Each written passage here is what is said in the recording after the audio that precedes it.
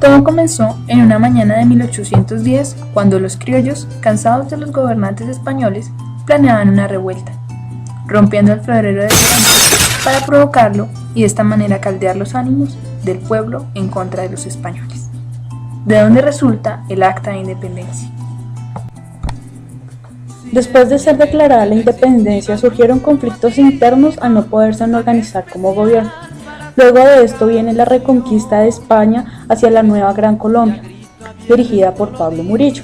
Finalmente, en 1819, tras la batalla del Pantano de Vargas y el puente de Boyacá, le dio expulsión al dominio español y el control definitivo de Santa Fe.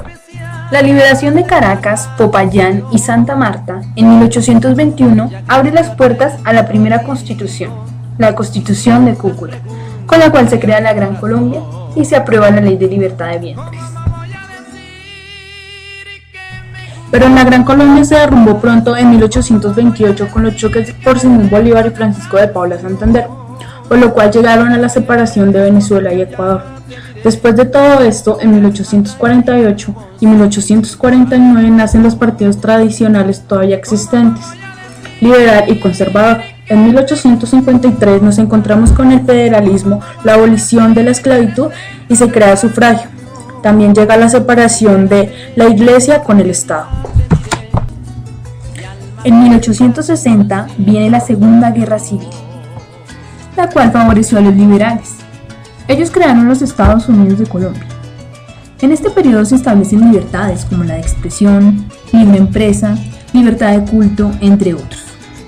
Después de un tiempo, vinieron los choques entre los liberales, lo cual fortaleció a los conservadores, como a Rafael Núñez, que en su segundo periodo de mandato convocó una asamblea constituyente, la cual proclamó la Constitución de 1886, creando una nueva época de política en Colombia, llamada la Regeneración.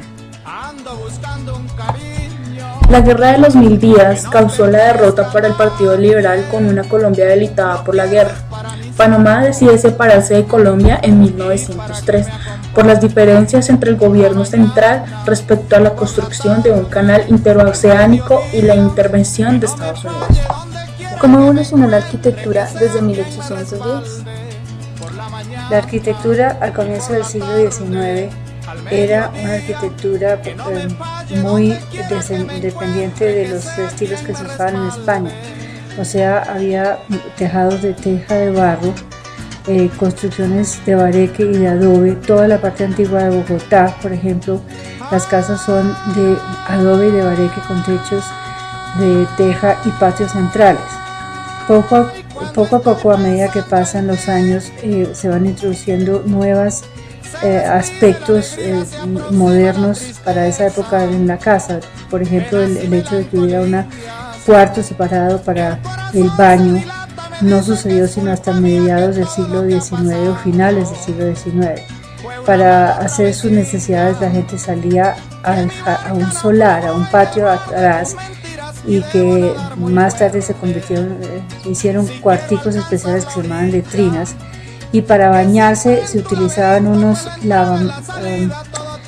jarras con agua o unos platones con unos mueblecitos especiales en el cuarto donde la gente se podía lavar la cara y las manos. Y para bañarse el cuerpo, cosa que se hacía muy poco frecuentemente, como una vez cada 20 días o un mes, la gente calentaba agua, traía el agua hasta el cuarto donde dormía, y en una tina grande, generalmente de latón, se ponía el agua caliente y se bañaba la familia, toda la familia en la misma cantidad de agua. El primero que se bañaba por jerarquía era el papá, después los hijos y por último la mamá. ¿Y cómo es la evolución de la cocina en este siglo? Al principio del siglo había en las casas grandes de la ciudad, había un cuarto donde había un fogón de leña. En las casas del campo era prácticamente dentro del mismo espacio, estaba la parte de habitaciones y el fogón de leña, todo en un solo recinto. No había ni siquiera una salida para el humo por el tejado. Entonces era una cantidad de humo y de oscuridad espantosa.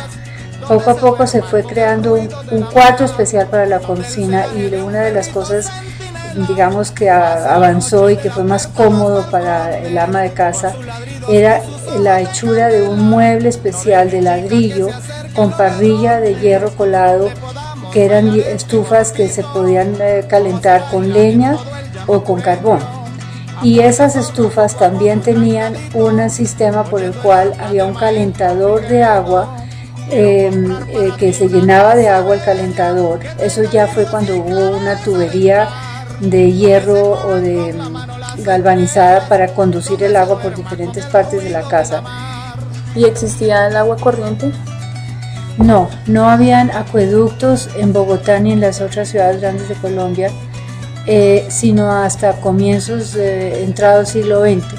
Entonces el agua la traían de ciertos chorros. Por ejemplo, en Bogotá había uno que se llama Chorro de Padilla, y había unas personas que traían agua en unas botijas gigantescas de cuero o en unos recipientes de barro, donde iban hasta allá. Había uno que quedaba cerca de donde es Monserrate, donde es la subida al funicular de Monserrate hoy día, y esas personas bajaban con el agua a la parte de la ciudad y vendían el agua de casa en casa. La gente compraba el agua. Hasta finales del siglo XIX no hubo acueducto de agua corriente. Con el ruido de la mar, donde el celaje de un perrito centinela pase la noche de la puerta a los balcones, con sus ladridos y sus ojos de candela. No deje, chica, que se acerquen los ladrones.